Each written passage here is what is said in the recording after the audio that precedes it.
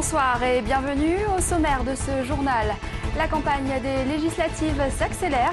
Dans la deuxième circonscription où François Hollande est arrivé en tête pour la présidentielle, la droite espère bien renverser la tendance. Suivre l'aménagement des rives de Saône étape par étape, c'est ce que propose la Maison des Projets qui ouvrira ses portes début juin sur les quais Saint-Antoine.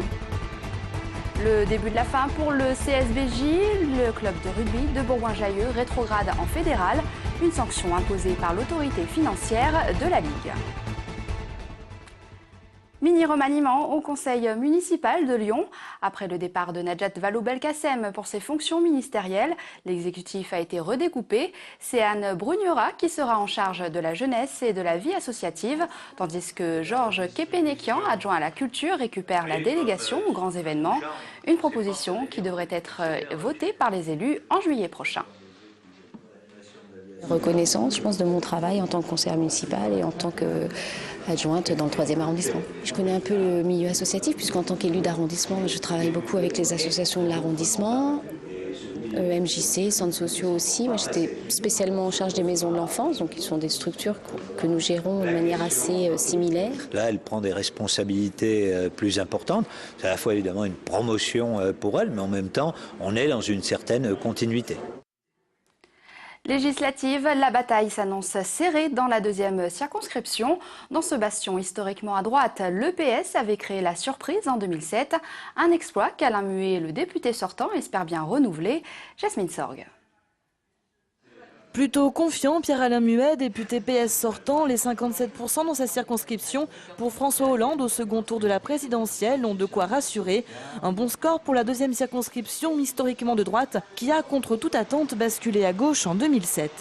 Le thème central, c'est donner une majorité à François Hollande, donner une majorité au changement. Il faut aussi que Lyon soit représenté à l'Assemblée nationale par des députés qui comptent, qui sont présents dans le débat politique, qui sont présents à l'Assemblée nationale. Donc je continuerai dans le prochain mandat, comme je l'ai fait dans celui-là, à être très présent à l'Assemblée. Son challenger, l'UMP Emmanuel Hamelin, un habitué de la campagne puisqu'il fut le député de cette circonscription de 2002 à 2007, puis défait par le candidat socialiste, un siège qu'il a à cœur de récupérer, son créneau promouvoir la cohabitation. Je pense que le système de la cohabitation serait un bon système parce que quelque part on serait dans une sorte d'union nationale avec un président socialiste, une Assemblée nationale à droite, un Sénat à gauche. Et je pense que pour l'équilibre des institutions c'est bien. Troisième force en présence, le Front de gauche qui a fait un score non négligeable à la présidentielle avec 14% des voix. Objectif, être présent au second tour pour pouvoir tirer le PS à gauche et faire valoir ses idées. Il faut éviter ce qui s'est passé d'autres fois, c'est-à-dire que la gauche déçoive l'espoir de changement. Et nous pensons que le Front de gauche est une garantie pour avoir une gauche de transformation au gouvernement, une gauche qui proposera de réelles réformes, de réels projets démocratiques, sociaux, écologiques.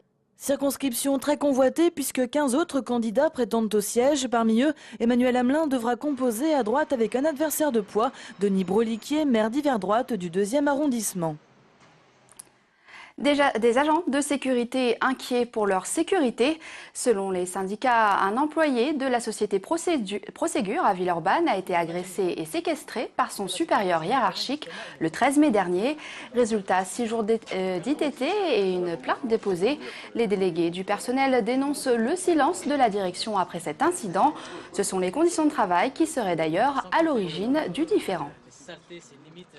Il m'a mis une grosse gifle qui m'a touché l'oreille, la mâchoire et la nuque. Il m'a même laissé ses empreintes de doigts sur mes lunettes. Il n'y a aucune enquête par le CHCT, aucune démarche qui a été faite. Laxisme total. Voilà, laxisme total. Séquestré, agressé par son chef hiérarchique. Ce monsieur qui a agressé mon collègue et avait déjà été signalé en réunion de délégués du personnel comme étant une personne agressive à l'égard des salariés. Il y aura une plainte déposée au pénal contre l'entreprise Proségur. Vol à la Banque Postale. Pendant 3 ans, une conseillère financière basée dans le 8e arrondissement a détourné près de 175 000 € sur les comptes de sa cliente, âgée de 91 ans. C'est grâce à un jeu d'écriture que l'employé a pu dérober chaque mois 5 000 €, des sommes aussitôt dilapidées. Poursuivie pour abus de faiblesse aggravé, la jeune femme de 36 ans a été licenciée. L'aménagement des rives de Saône se précise. Les premières transformations sont prévues l'année prochaine. Et dès le mois de juin, une maison des projets ouvrira ses portes au public sur le quai Saint-Antoine. Objectif, faire découvrir les différentes étapes du chantier du confluent à Rochetaillé. Plus de précisions avec Sophie Molin. Posée comme en équilibre sur le quai Saint-Antoine, la maison du projet Rives de Saône s'apprête à ouvrir ses portes au public. Un pavillon d'information, mais aussi une œuvre à part entière, née d'une rencontre. Un mariage entre un concepteur et un architecte qui ont travaillé ensemble à définir cette maison, en définissant 3 branches qui permettent justement de faire connaître le paysage, s'intégrer dans le site et puis avoir des lieux de présentation du projet différents. Expositions, conférences et projections vidéo, ce lieu de présentation et d'échange avec le public est à l'image du projet d'aménagement des rives. C'est un lieu qui se veut transparent sur le projet à venir, sur le projet Rives de Saône. Il est transparent dans le sens, alors il n'est pas transparent, on ne voit pas à travers, mais il est transparent dans le sens où il donne à voir tous ces éléments constructifs. Il flotte comme ça, comme un navire, et il donne à entrer côté quai et côté pont. Pour l'heure, la maison présente les 8 premières séquences d'aménagement des rives.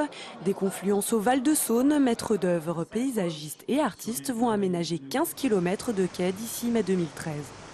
Souvent, les œuvres sont placées sans vraiment concertation avec le projet urbanistique. Et tout d'un coup, là, ce qui est passionnant, c'est que l'œuvre et son contexte sont inventés en même temps. Donc il y a toutes les chances pour qu'elle soit dans le meilleur écrin possible. En attendant de pouvoir découvrir ces rives, le public peut en avoir un aperçu à la Maison des Projets. Le CSBJ au bord de la faillite. Hier, l'autorité financière de la Ligue a décidé de rétrograder l'ancien club des ligues de Bourgoin-Jallieu en fédéral. Une sanction qui sonne comme un coup de tonnerre pour les dirigeants. Félix Thommen. C'est peut-être la fin d'une époque, la disparition d'une place forte du rugby professionnel français. Hier soir, les dirigeants du CSBJ étaient convoqués devant la DNACG et le constat est là, implacable. Il manque 1,2 million d'euros dans les caisses du club pour pouvoir jouer en Pro D2 la saison prochaine. L'explication quand même, c'est que des gens s'étaient engagés avec nous et ils n'ont pas tenu leurs engagements. Je trahis personne en disant la sœur, qui a peut-être eu ses difficultés aussi, mais qui s'était engagé à hauteur de 800 000 euros en gros. Et puis on n'a pas eu cette arrivée. Dans le viseur également du président, les collectivités locales sur les 30 équipes professionnelles que compte l'Hexagone, Bourgoin est celle qui est le moins subventionnée. Incompréhensible pour un club qui cette saison encore a été élu meilleur centre de formation et qui a fourni pléthore de joueurs au 15 de France. Para, Miou, David, Chabal pour ne citer que, tous ont été formés en Berjali. Mais voilà, on ne bâtit pas un club avec sa seule renommée et ce sont les joueurs actuels qui payent les pots cassés d'une gestion calamiteuse du CSBJ depuis des années. Un peu un sentiment de la part de tous les joueurs, un sentiment de lassitude et un peu d'énervement parce qu'on a l'impression encore qu'on nous a menti. Ce n'est pas la première fois que le club de Bourgoin se retrouve dans cette situation. Lors de la saison 2008-2009, il manquait 2 millions d'euros pour que le club se maintienne en top 14. À cette époque, les collectivités territoriales avaient mis la main à la poche en versant plus d'1 million d'euros. Aujourd'hui, c'est 1,2 million qu'il manque. Gérard Gerbelot a 15 jours devant lui pour réunir cette somme. Une idée sortie pour ce long week-end. Le traditionnel tournoi de boules de la Pentecôte se tient jusqu'à lundi, place Bellecour, mais aussi à Gerland, Dessines et Chassieux. 7500 boulistes sont attendus de toute la France.